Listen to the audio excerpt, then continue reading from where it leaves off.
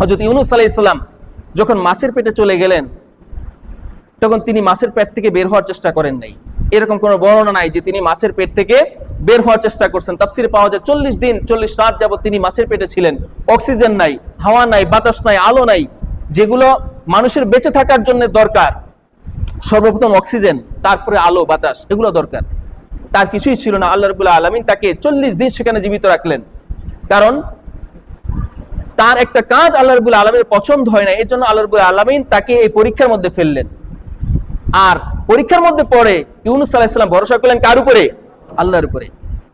লা ইলাহা ইল্লা আনতা সুবহানাকা ইন্নী কুনতু মিনাজ জালিমিন। তিনি বললেন, লা ইলাহা ইল্লা আনতা, হে আল্লাহ, আপনি ছাড়া কোনো ইলাহ নাই, ইবাদতের যোগ্য ক্ষমতাধর আর কোনো ইলাহ নাই। সুবহানাকা, আপনি পবিত্র, আপনার পবিত্রতা বর্ণনা করছি।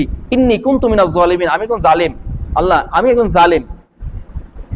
আসামি যখন সব রাস্তা তার জন্য বন্ধ হয়ে যায় কোর্টে যাওয়ার পরে, সে দেখলো তার দলিল প্রমাণ কোনো কিছুই কাজে আসতেছে না, সবকিছু তার বিরুদ্ধে, উকিলও তাকে রক্ষা করতে পারছে না, তখন সে কি করে? অপরাধী কি করে?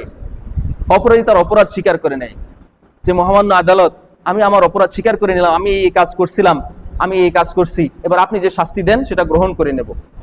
এটা কেন বলে? সে মৃত্যু থেকে বাঁচার জন্য না মৃত্যুর দিকে যাওয়ার জন্য?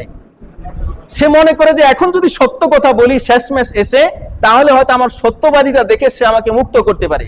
ইউনূস আলাইহিস সালাম দেখলেন তার মুক্তির কোনো পথ নাই, একমাত্র মুক্ত করতে পারে কে? আল্লাহ। তিনি এই জন্য আল্লাহর কাছে সারেন্ডার করলেন, আত্মসমর্পণ করলেন। লা ইলাহা ইল্লা আনতা, হে আল্লাহ, আপনি ছাড়া আর কোনো ইলাহ নাই, আমাকে রক্ষা করার মতো কোনো মাবুদ আজকে নাই। সুবহানাকা ইন্নী কুনতু মিনাজ জালিমিন, আপনার সমস্ত প্রশংসা। মানুষের কাছে কিছু চাইতে হলে আগে কি করতে হয়? তার প্রশংসা করতে হয়, তেল মালিশ করতে হয় দুনিয়ার মানুষের কাছে। একইভাবে আল্লাহর কাছে কিছু চাইতে হইলেও আল্লাহর প্রশংসা করতে হয়। সূরা ফাতিহা শুরু হয়েছে কি দিয়া? আলহামদুলিল্লাহি রাব্বিল আলামিন, সমস্ত প্রশংসা বিশ্বজাহানের রব আল্লাহর জন্য। এরপরে বলছে কি? ইয়্যাকা না'বুদু ওয়া ইয়্যাকা নাস্তাইন। পরের অংশগুলোতে আল্লাহ বলছেন ইয়্যাকা না'বুদু, আমরা আপনার ইবাদত করি, ওয়া ইয়্যাকা নাস্তাইন, আপনার কাছে সাহায্য চাই। এই যে সাহায্য চাইলেন, সাহায্য চাওয়ার শুরুতে কি করতে হলো?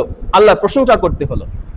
এটা আল্লাহর সুন্নাত, আল্লাহ শিখিয়ে দিয়েছেন আমাদেরকে যে কারো কাছে কিছু চাইতে হইলে, কারো থেকে কিছু পাইতে হইলে আগে তার প্রশংসা করতে হয়, তার তৈল মর্দন করতে হয়।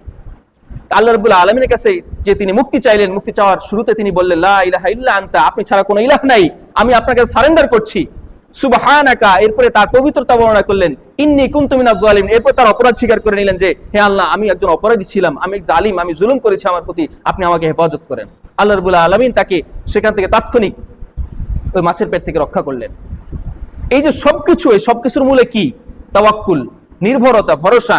এই ভরসা কার উপর রাখতে হবে? আল্লাহর উপর।